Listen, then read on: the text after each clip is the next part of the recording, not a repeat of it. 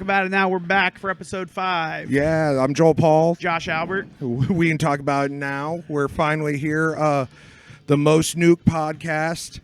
The fucking most trash talking and find out podcast. Yeah. So we have listeners. Half of them may hate us. Yeah. But that's all right, dude. It's fucking views in the triple digits. Dude, that's views in the triple digits. We're doing good. I think they're hate watches where somebody's writing a manifesto before they come and kill us. Right. But yeah, dude. That's all right, man. Hey, at least that's what I say. At least they're fucking listening. So, yeah, at least they're listening. Hey, like and subscribe. Smash that like button. Like and subscribe. I had someone call me today, so they liked and subscribed yesterday. Yes. So it was my best friend, but you know. Hey, that works, man. That's a guy. We'll take it for the moment. We need that in the analytics, man. Absolutely. Everything counts. Halloween, right? Halloween, just had Halloween. I guess we can recap a little bit from last week. Yeah, let's do that. So I had the show at the J. Petty guest spot at that Cinder Block show. Yeah, how'd that go? It was fine. Pretty good. It was a fun time. Hung out with Evan and Casey most of the time, and then bounced after my set. Yeah. Luckily was there, and Evan asked me to work the door and do a guest spot at that show on Saturday dude. at the Barrel. Nice. The so Barrel, what was it the Barrel anniversary show? Mm-hmm. Yeah, hey. So that was a lot of fun. Crowd was a little sparse. It was fucking raining. Yeah. And it was Halloween weekend in Kansas City. So a lot of competition. This is the only thing like where you could be like, it's raining, people didn't show up. It's cold, people show up when it's warm, and then it'd be warm, and they'll be like, they'll show up when it cools off. Yep. Just, it's always a struggle.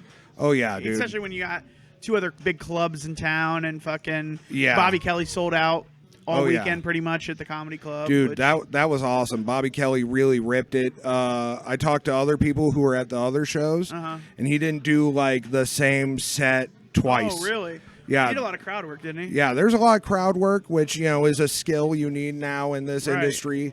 If you aren't crowd working, you're not doing it. You're not getting getting any clips out because then you're just burning jokes all the time. Yeah, you're not getting any views. So, which I'm not really in it for the views. I'm in it for the laughs and being a good comedian. But if you want to get any shows, you need fucking clips these days. So, So, something we both probably got to work on a little bit. Yeah. Clip things. But yeah. Well, the podcast, we're turning out clips. Yeah, dude. Boom, the podcast is killing. This is my favorite thing to do right now. It's fucking a blast, man. We even the hate, it's hilarious because the people that are hating us are people that. So much hate. We said we wouldn't talk about it and shit, and then we're just. We're not gonna. We're not officially talking about this, but off the record. Holy shit! Is there? They're fucking mad at us, dude. We've had to get.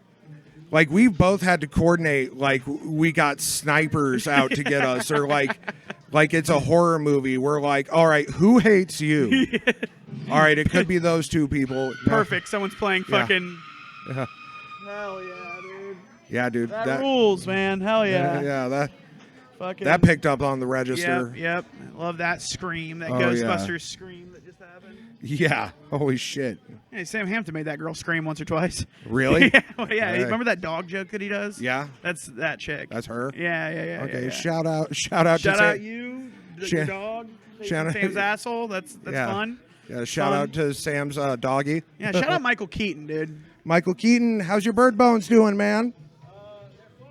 They're fucked. Oh, shit. Well, it's all right. I don't know the last one episode we talked about the guy who broke his foot on stage. Yeah, that is Michael Keaton, Michael buddy Keaton. of ours. Yeah, shout out Michael Keaton. Not Batman. Not the one you're thinking about. No.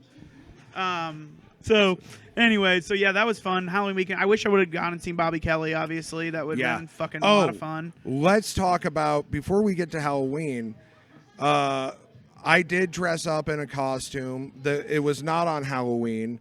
I dressed up in a costume to go to a Friday mic out at Apex L Works in Independence. And we get out there, and I'm not the only one in costume. There's some of our other comedians in costume. Like, Brock has a David S. Pumpkins, suit on. And Sam's got Spider-Man. Yeah, Sam was dressed up in a Spider-Man onesie. And Murad showed up as, I think, a black vampire. He had a mask that was black, and he also had a whip.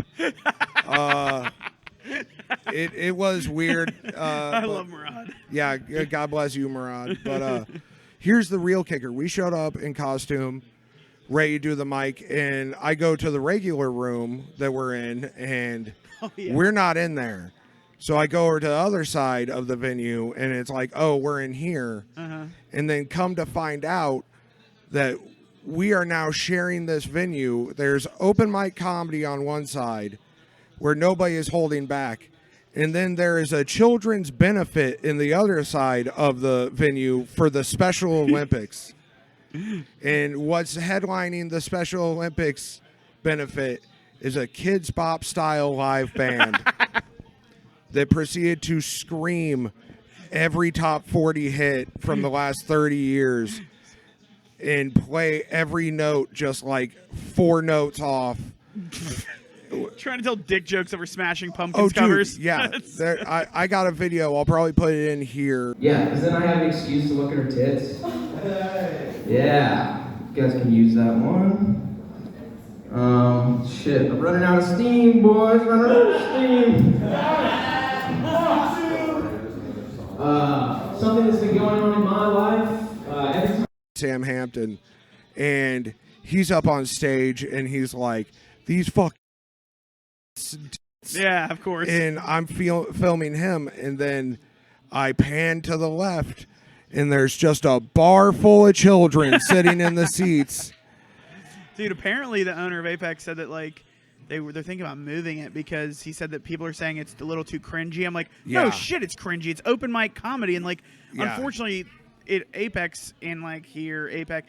It brings out like some of the fucking well, here's the thing also, like we have a very accepting scene, and I do believe that might be hurting us a little bit.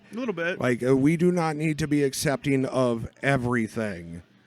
Like there needs to be a little bit of a runoff and a little bit of shame and a little bit of like, hey, like either get better or stop coming out. I've heard of other scenes they put people like if you're a dog shit, they just put you at the fucking back of the list. Yeah, and that like it goes back to one of our first podcasts where curated lists have a place, right? Because you can't put 17, you can't put 7 serial bombers in a row and then be like, I don't know why most of the audience walked. Dude, I know. You know? I mean, with nothing we can do about it, but I know in other scenes they talk about how they just. If you're at the back of the list, like you aren't getting to the front of the list. Yeah. Like when I went to that mic in Des Moines at Teehees or whatever. Yeah. They like said that they openly said if you're like shitty, they just keep you in the back, and then the only way to get an earlier spot is to be better. Yeah, right. That's how you should do it. But they have that dude. bitch packed out every Wednesday. Yeah, because and people are there. Right. You know, comics are there, people are there. Yeah, instead of doing these mics that have no curation or no kind of order, and then you guys end up doing a set to 7 people who paid $0 to come watch your dreams die. So they're already motivated none to laugh at what you're saying. Yeah, there's no value put on your comedy whatsoever. It's free. And then when you put like 8 bombers in a row, it's immediately you're going to just walk the entire place. And they're like, that's why they're saying like, oh, it's gotten cringy. Oh, well, you know why? Because we're not shaming the cringy people. No, we are to nice be to better. everyone here. And everyone is, even the good they were like, well, not all the good. Did you hear about the Nick White thing? Not Nick Scott. Nick White. Nick White. Yes, Nick White and Aaron following Scarborough. Fucking Aaron Scarborough around. All right, you tell this story. Were you were there when it was told, right? Yes. Yeah. Okay, you tell it. So I guess that Scarborough is like he's one of the best comics in our scene. He's fucking hilarious, and he's a painter. Shout out Aaron Scarborough. Yep. He's a great painter and shit, and he'll like post that he's sitting at the Rhino. Yeah. Painting or whatever, and this motherfucker's not looking for social hour. He's just painting, doing his thing. And Nick White, I guess, on a couple occasions showed up and was just kind of lingering by him. Yep. And then at one point, Scarborough picked up his belongings. Oh, no. Here's how I heard it went. Sorry to interrupt you. No, you're good. But for context, what I heard is Nick White lingered around Scarborough for several minutes and then went up to him while he had his headphones on. Right. And was like, tap, tap, tap. Can I run some jokes? Hey, can I run some jokes by you? Dude. And Aaron just looked at him, put his headphones back on, grabbed all of his stuff, moved 5 seats down and sat down and kept doing what he was doing before. And then Nick White waited awkwardly and then moved back next to him. Yes. Yes. It's one of those things where there's probably like, my bud, he's probably going to have some restraining orders in the future. Right. You know? I just don't think he understands like social cues and concepts. I think he's a little, though. I said like he does, Nick White in his home, dude. Yeah. I think his home is much like the movie The Joker, where he like gets freaked out and hides in the refrigerator when he's sad. Yeah, dude. He has no food in there. He just pulls the shelves out. And Just curls pulls up the and shelves out. He does weird dances in front of his window. He believes like he has a girlfriend that lives down the hall. He gets in the refrigerator to keep his happiness cool so it doesn't fade away. Jesus. The refrigerator probably should have some kind of or multiple medications for him that he's not taking. Just have like a gerbil dripper of Prozac and antidepressants. It's like a little bit of Xanax and a little bit of Zoloft. Just like, yeah, that don't sound too bad. Dude, yeah, I know. It's a good time. Yeah, little Xanax. Dude, when I was younger, I actually looked into to see if there were like legit trank guns that you could buy, because I wanted to have a trank gun to randomly trank gun my friends at parties. Like old school? Yeah, and just be like, swip, and be like, you're having a good time now, bud. It's like, so shout out to all my homeboys, all of them, especially my friend Connor, Connor Payne. Just recently got voted best bartender in KC. I saw you dude. posted that. Yeah, Yeah, that's what's up. yeah, but no. He would have been one of the victims of the trank gun. Oh yeah, well we were all victims of each other, anyways, man. Yeah, we got real big into, and you had to watch your drinks, man, because we people would dose each other. Yeah, we would throw like 3 hits in the bottom of your drink.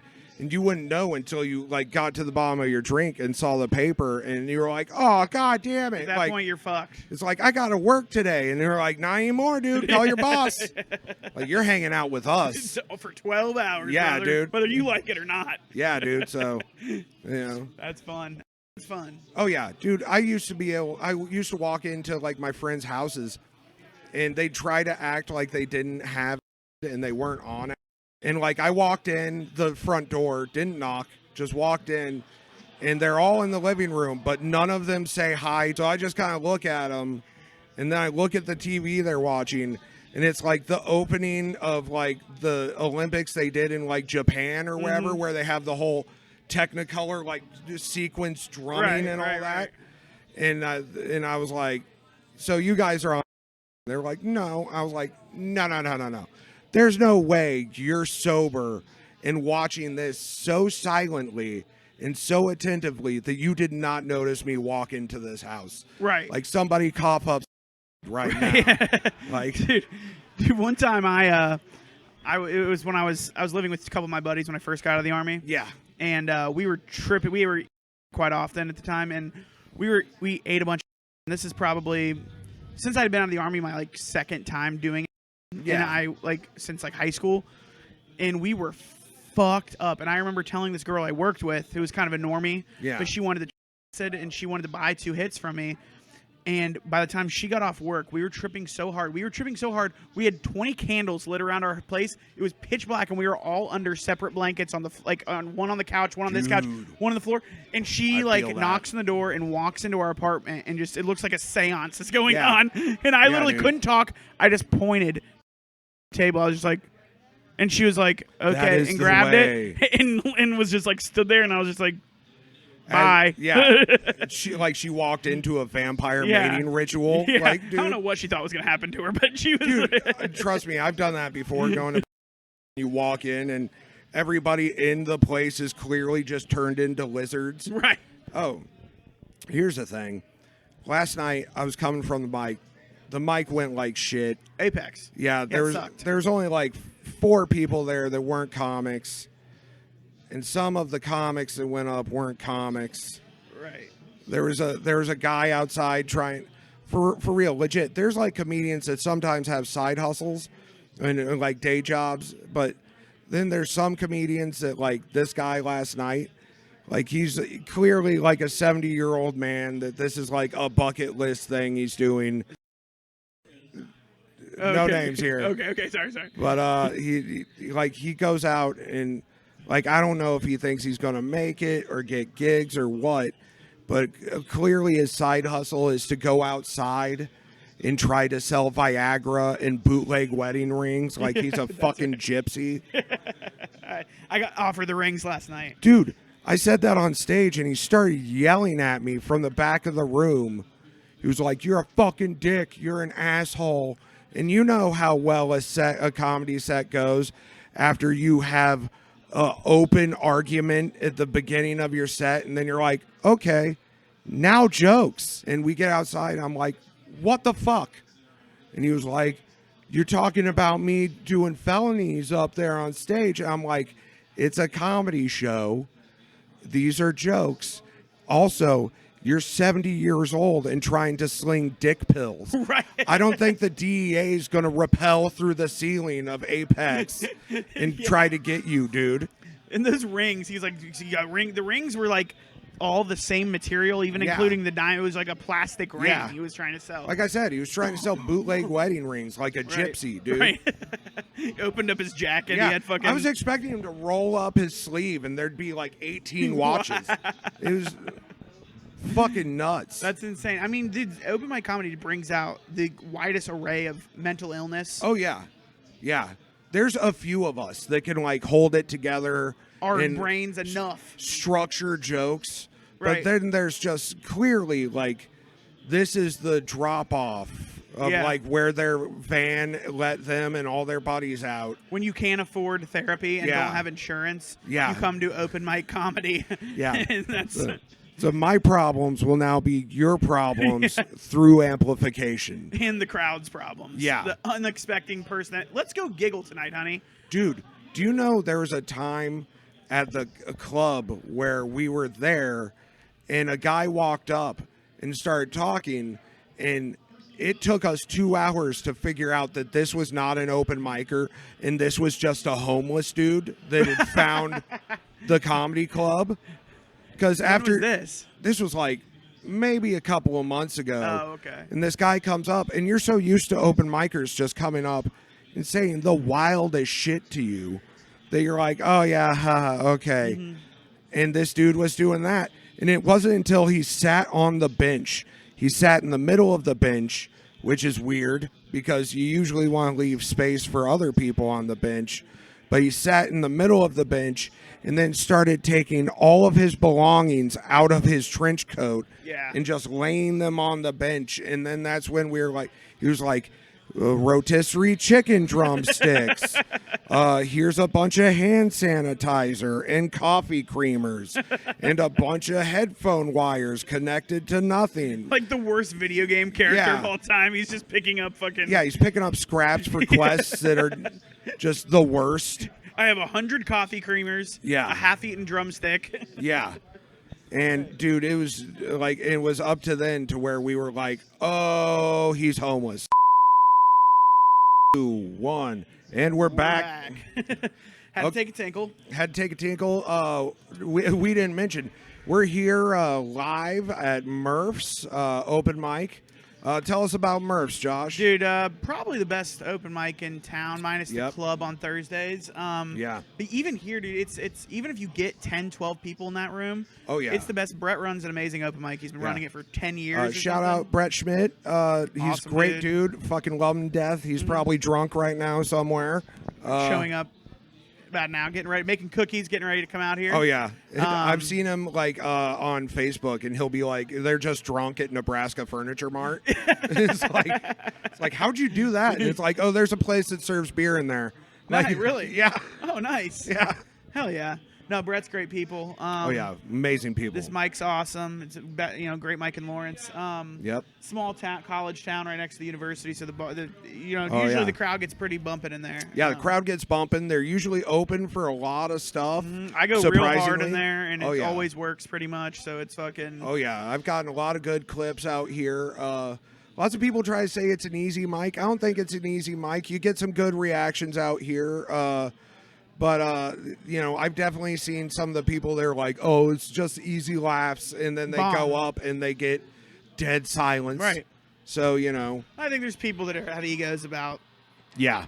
It's I think there's people comedians. that make excuses about coming out here because they don't want to drive out here. Yeah, I think that's like 80% of people's thing about.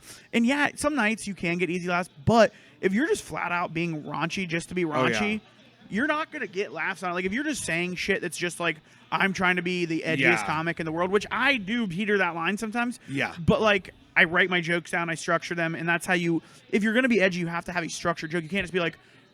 Blank, just saying the most crass groupings of words and think that's going to get laughs because most of the time it's going to make people feel fucking uncomfortable. Yeah, dude, it's like the Eddie Murphy bit where he's like, oh, what am I doing? Just doing a cursing show up here and be like, fuck, titties, ass, balls. Like, all right, thank you, good night. Yeah.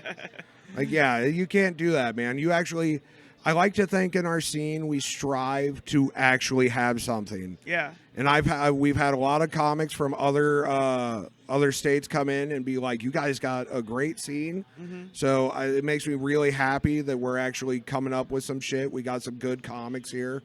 We have some really good ones. Yeah. And then obviously any scene you're going to have dog shit. Oh, but we have a core group of pretty damn good comics around here, so. Oh yeah, we got a fair percentage that are okay, are good. Yep. And then we got we got a very big contingent of people we just haven't run out yet. Yeah, or they just refuse to leave, dude. Yeah, There's dude. some that just they just refuse to bounce, but hey, that's all right, man. Everyone's just trying to live their dream, I guess. Yeah, They're not taking spots from us, so that's fine. And honestly, having good comics around you, that's a great thing. I love that. That's what I want. And I'm at the point now where I'm like, dude, if you're just wasting everyone's time, I don't have the energy to be your friend. Yeah.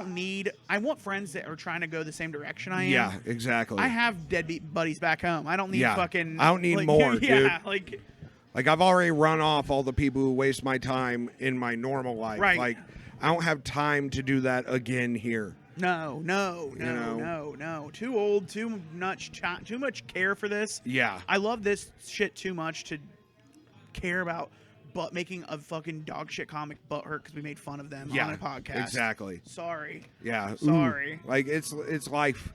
Yeah. Like if you haven't had something bad happen to you, or if like we're the ones that are breaking the news to you, somebody in your life has done you a big disservice. Failed you. Like somebody gave you enough rope in your life by trying not to hurt your feelings just long enough for you to hang yourself.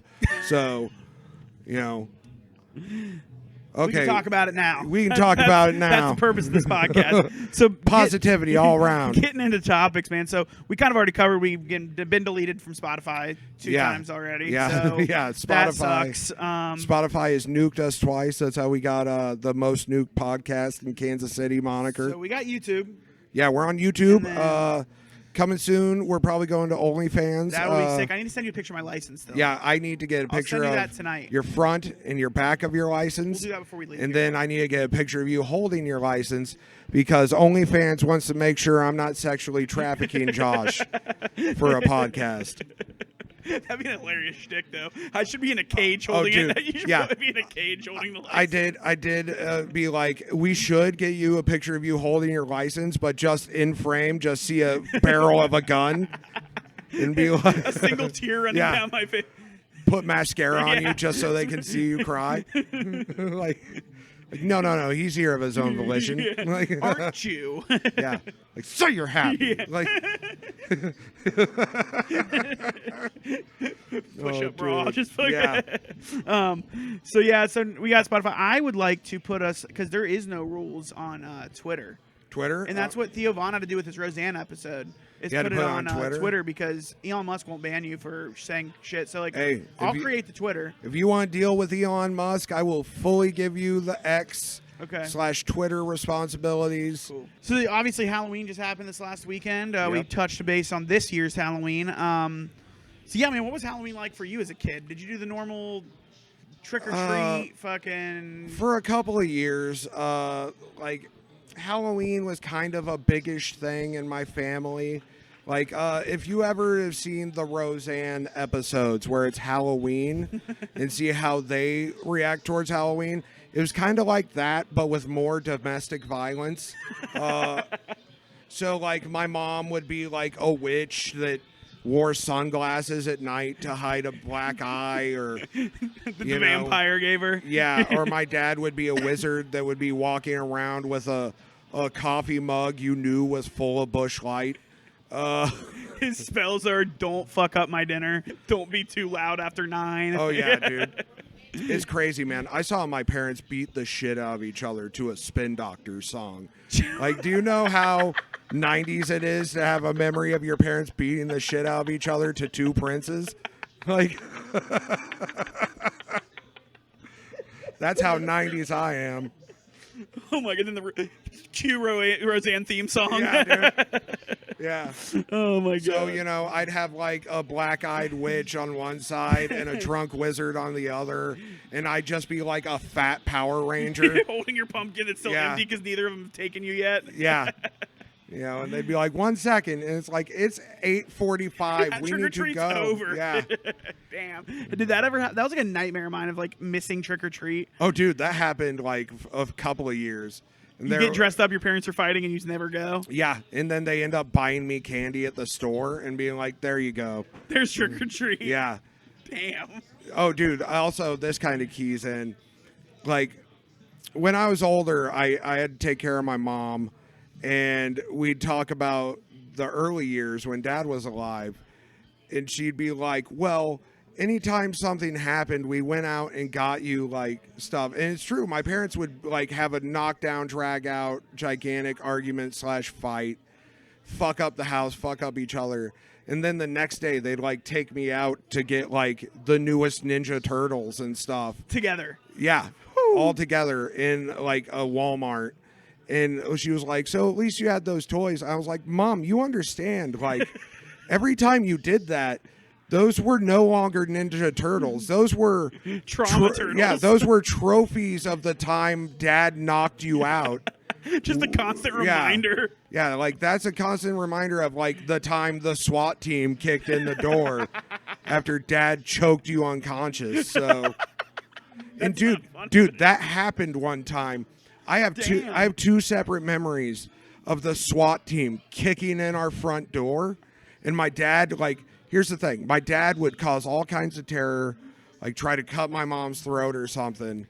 Oh, yeah, that was normal, dude. Jesus. Yeah, my dad had his throat slit twice. That's when he said that. Had his arm blown off. What did he, and Tom sewed Hardy back it? on. Fucking Oh, yeah, yeah. pinch it together and Like fucking... that. He just chinned it down and got to the hospital and sewed him back up. It would have been a third time cut his throat with a broken ashtray and got it around, and then my dad just turned around and it cut the back of his neck, and he was like, I just beat you unconscious.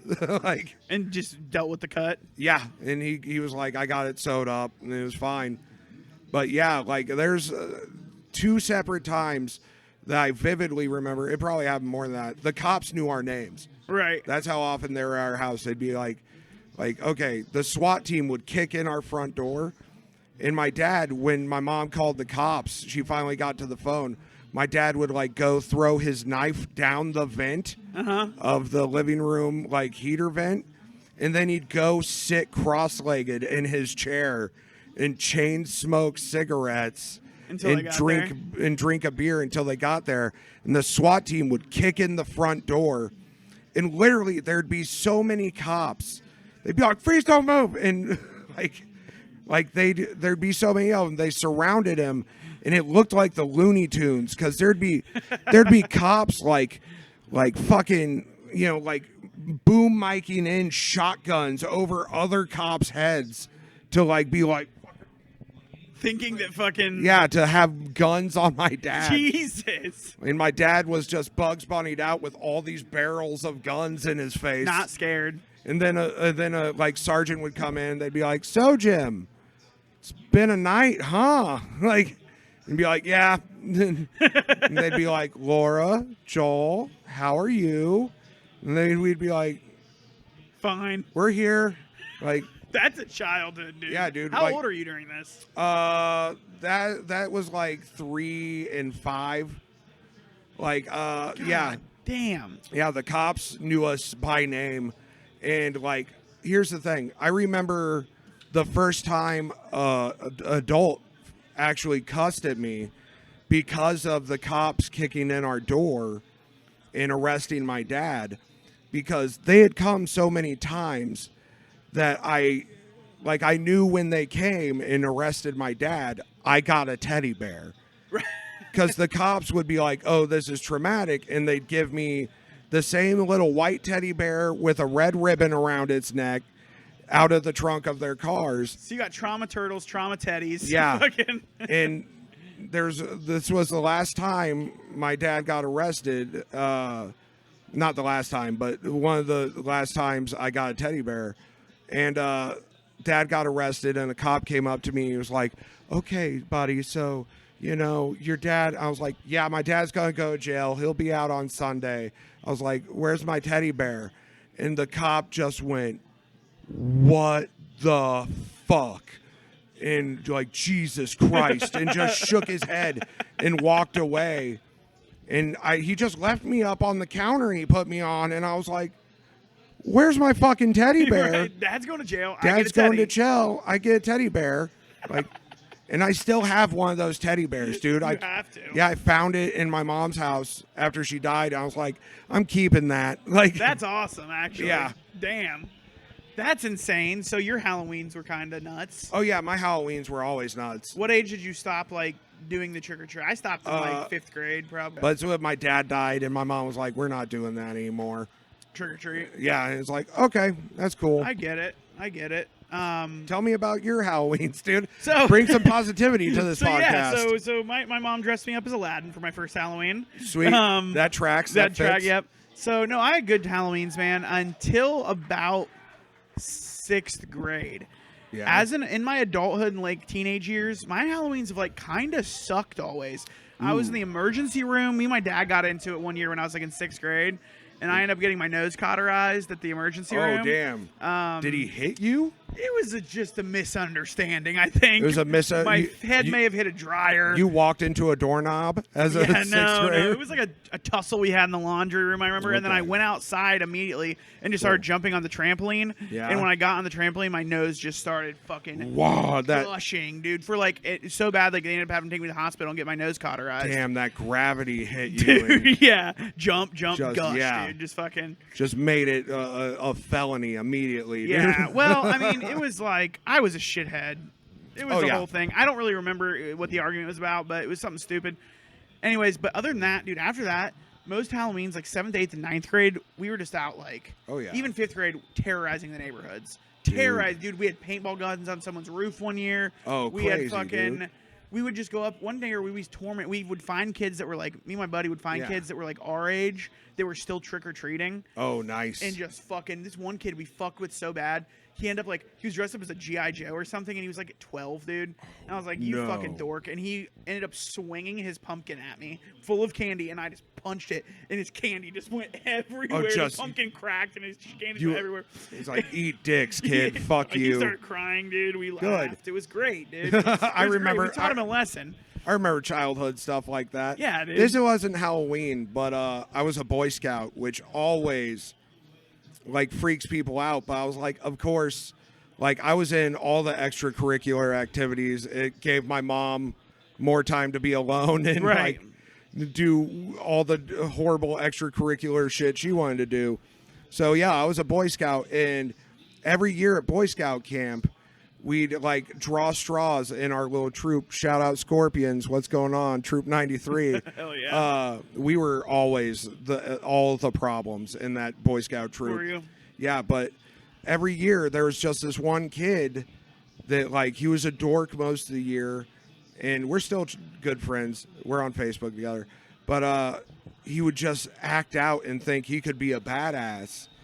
And we'd all draw straws to see who was going to beat the shit out of him. And then we'd tie him to a tree. And I told that story to my wife, and she was like, so when did he get let loose from the tree? I was like, whenever he broke loose from the tree. That's on him. You know, Dude, not Halloween related at all, but when I was younger, I was in this neighborhood. It was all older kids in my neighborhood. Yeah. And I was the youngest, and I forget what I was doing, but the older kids, I remember sitting lawn chairs out and sitting in them on a snow day and making us build an igloo. Like they were Oh, fucking yeah. pharaohs, dude. I remember that. Yeah. So we fucking built this igloo, and then we weren't allowed to hang out in it. Oh, fuck And that. yeah, right.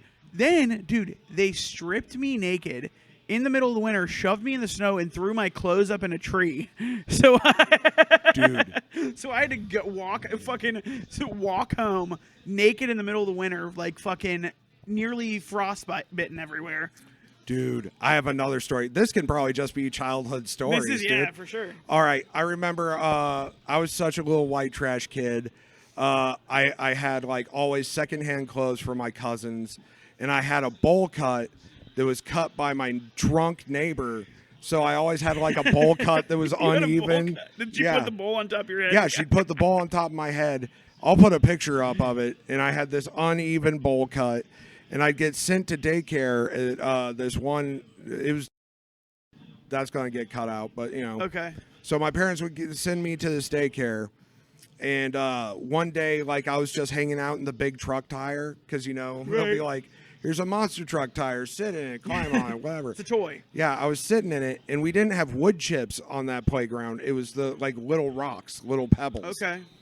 And I was sitting there, and like all of a sudden, two kids pop out, and one kid holds me, and the other kid like shoves rocks in my mouth and holds my mouth shut, and I end up swallowing like a bunch of rocks.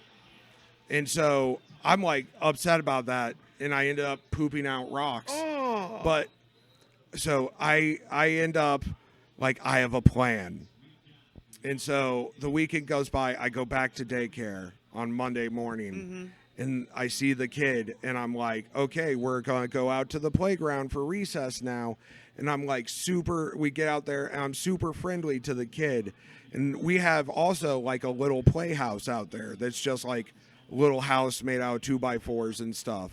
I'm like, dude, there's this super cool thing in the playhouse. You got to come with me. I'll lure him And in. I lured him into the playhouse, and then I like punched him in the corner of the playhouse, and I was like, "You stay there," and he did, and then I peed on him. Oh, nice. Hell yeah. Fucking And- R. Kelly, that motherfucker. Yeah, dude. And then I'm like, this is why I'm so happy I'm having a daughter, because if I had a boy, I was like, that's gonna be in Karma, him. dude. And so I pee on this kid as a child myself. And then we're going back in line, and the teacher is like how did you get wet? What did you get into? And he was like, I didn't get in a puddle. And they're like, then why are you wet? And he was like, Joel peed on me. And I got sent home from, here's the thing, I got sent home from daycare, but they call my mom, and they're like, hey, your son punched another child and then peed all over him. And they tell my mom the kid's name, and she was like, oh yeah, that's the kid that made my son eat rocks. Fuck him. Fuck him, He yeah. deserved to be peed on. And then my mom took me to McDonald's. Good on mom. Yeah, Good dude. on mom, dude. The pee was a little far, but hey, that No, kid had to dude. learn. You shoved rocks in your mouth. That's Yeah, fucked up, I dude. swallowed rocks. Yeah, that's dude. fucked up, dude. Yeah, but you know, my family, I was raised by like 1% biker, you know, die Right, hard, right. never die garbage. If something happens to you, you do something 10 times worse than And them. they were like, "Yeah, you pee on that kid. Yeah. That's how you do that." That's, Like, what just Yeah. like your mother, boy. yeah, just like your mama marking your territory. Dude, the first time I ever performed some vigilante justice was in like elementary school. There was this kid named Jerry, and he was like meant. I don't know what was Yeah. wrong with him, but nice kid. He was just special. And these other kids were fucking dicks, and they convinced him to play tag, but they just started like beating the shit out of him and like damn. dragging him through the mulch and shit like that. Oh, and so damn. and the new nades, these dumb fat sluts, were just like standing, not doing shit. Like Yeah. just like there's like moms, like the new nade people that come out at recess. Yeah. You know what I'm talking about? Yeah. And I go over and just like spear this kid and just like take two kids and just beat the shit. I ended up getting like in elementary school version of in-school suspension for 2 weeks. Oh, I had awesome. to sit with the principal for like 2 weeks, dude, and do all my work. Shout out in school. How Yeah, you dude. doing? I did a lot of that. Lived in school and high school, dude. Yup. Yep. I would just not do anything and then make them give me in-school suspension. Oh, yeah. No, I would not show up to the detention. Oh yeah. Same here. and then just get in school suspension for 2 days. Dude, I would not show up to detentions. I got detentions like almost every day Right. when I was in high school, and I just didn't show up to them ever. And like other kids would be like, I got detention. I'd be like, you don't need to go to that shit. And they're like, what do you mean? I was like, they're like, I'll get suspended if I don't. And I was like, I get detentions every day and I never go to them. Never. And I'm always here, right? And they're like, oh yeah. And then those kids would skip detention and they'd get suspended.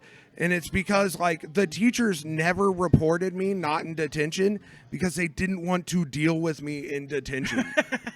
Like, dude, that's like, did you never have, I never had that, like, especially when I was younger. I probably do a little more now, like, Yeah. the fear of getting in trouble. Oh. Like, I never gave a shit when I was younger, like, about getting in trouble. Like, I just never, I would just do what I wanted, and if I got in trouble, I just dealt with it. like I don't have a fear of getting in trouble, but I am aware of consequences. Put Well, that now, way. for sure. Oh, even back then, man. Oh, like back then I was, you were? Yeah, dude. My dad went to jail all the time. My Right. mom was a teenage runaway. They're like, always know your consequences if you're doing something. But if you're going to do something bad, do it well enough to not get caught. See, that's So, a different method. My parents were yeah. more just like, they didn't get in trouble. So in my mind, I'm just like, what's the worst that happened? I get grounded. I get fucking, I get like a detention. And my parents yell at me or like hit me. Like that's like the worst that's going to happen. Well, dude, here's the thing. Like I did. You saw actual consequences. Yeah, I saw actual yeah. consequences. But here's the thing, like, while I saw consequences, like, I thought I was a good kid. We're to the point where we're just honest with each other. And I was like, I was a pretty good kid. And she was like, no, you were a fucking nightmare. Like, you were terrifying. And I was like, well, what do you mean? And she was like, you got kicked out of school, like, every year you were in school. Like, Right. And then she was like, kindergarten, you got kicked out for showing your ass to the entire classroom because we told you were born with a tail and you wanted to show them the scar. That's a story. You're a comedian, I'll tell. dude. Yeah, and they're like, first grade, you got in trouble for flipping off the third graders. Like second grade, you hit a kid in the back of the head with a book. You know, like, ooh. And then she labeled off just all the grades I'd been kicked out of and then talked back into. And she was like, you were a fucking nightmare. I thought you were going to be dead by the time you were 20. So. Hey, that's a fucking, we're not though. We're here. Yeah. We're in our 30s. We're doing open mic comedy. Dude, that's why I'm so clueless of what to do now that I'm in my 30s. I'm like, I didn't plan for any of this. Like. No, never. We're pretty good. Yeah. We're at 48, so. Yeah, it's probably pretty good. Yeah. Let's do a couple more minutes. Yeah, for sure. So you have any more stories about that? I have a couple. Like when I was in the same group of guys, dude. Well, school was always like I always just got in, even when I was okay in school, I got in trouble in school from the time I was. I just always was trying to like do something extra. Yeah, like I get that. My mom got a call one time that I would just like roll around on the ground screaming. I would like make just like animal noises rolling around. I would just while the teacher was teaching, I would just start log rolling in class and making noises. Like just always trying to do something. And then I would get older, and then me and my buddy, my best friend Ramsey, we met in 6th grade. Yeah. Dude, our teacher ended up writing a letter to the middle school to keep us separated through the entirety of middle school. We were not in a class together all 7th and 8th grade. That's so we would just, dude, I made her cry, dude. She was pregnant. And so when she would we would just like have a call. We would say Prego roams in the early morn. Oh, dude. And that's what we would do when she was coming down the hallway. Just walking. That was our hootie hoo, you know? Just walking that lady slowly to a fucking miscarriage. just stressing out this poor pregnant woman. I beat a kid's ass during her, like, she like taught this like, she did this like running club after school, and for some reason I was in it. Yeah. But, I was still like playing soccer at the time and shit. So extracurriculars keep you busy so you can't get in trouble. No, yeah. It's completely the wrong move. Bullshit. You just find, if you want to get in trouble, you find trouble to get into. Oh, yeah. I did always. Always. Any group I was in, it's like we're going to find the people that want to have fun. I told you about how I used to jump out like third-story windows and shit, right? Like, no. Yeah? Oh, yeah. Oh, yeah. That happened. I did that a lot in high school. It's part of the reason why my back's all jacked up today. Why'd you do that? It was Just something to do. Yeah. It was something to do, and I wasn't afraid to do it. And would you roll or like? no, dude, I'd tuck, but I wouldn't roll. I'd kind of I'd leave my legs loose, and because if you tighten up your legs, you're going to snap your tendons and break your bones. Right. So I'd leave my legs kind of loose, and my legs would, boom, and I'd kind of just. I'd make sure if I was jumping over like grass. Right. So because dirt, if anybody you've taken a big fall on anything, concrete, dirt, anything else, you know that dirt's way so much better than falling on concrete. Right. Because I've done both of them, and it's more forgiving. I'll take dirt any day. It's kind of like a cushion. And I'd jump out and I'd leave my legs loose, and I'd kind of hit, and my legs would kind of brace me a little bit. They'd slow it down, and then my ass would hit the dirt, and then I'd just get up and walk away. Well, I did that one day in high school. I'd roamed into a class where I knew some people, a class I wasn't supposed to be in, and roamed in there and was talking to them, and I just heard a kid while I was talking to a friend go, "Hey, this window has no screen in it." And they open it up, and they're like, "Somebody should jump out of it." And I'm like, "Haha, there's my cue." And I walk over, and I'm like, I stick my legs out. They're like, "You're not going to do it." And as I'm like, okay. And as I'm going out the window, the teacher is walking in. She goes, "Oh, my God, what the fuck?" And I'm just like, whoop, out the window. You were already gone. And I was already gone. And it's like 2 or 3 stories. I hit the dirt. And then I get up, and I'm like, deuces, I'm out of here. You left. I lit a cigarette and walked off the school property to the Mexican That's restaurant. kinda badass. To the Mexican restaurant down the street. And and apparently after that, they're like, word spread, they were like, you flipped off the teacher and you're like, "Fuck this shit," and you walked off. But here's the thing, I also inspired a shit ton of copycats to do what I did, and they did not know how to brace themselves or fall. Got hurt. And yes, and several children did the jump and got massively hurt. And then the next day I'm back, 2 days later, I go into the same classroom, and they had boarded over all of the windows on that floor. There was no windows above the first floor. Yeah, this isn't happening at again, the guys. school, because they're like, parents are going to sue us. No, yeah. So let's get rid of the windows, and we will say there were never windows here, and your child is a liar. Dude, I think that now kids are just way more, at least from what I see, more tame than they. Well, there is that whole TikTok shit of people trying to outdo each other's pranks, and they're doing more fucked up shit to people than it is pranks. I don't see the good old when's the last time you saw a house that was TP'd?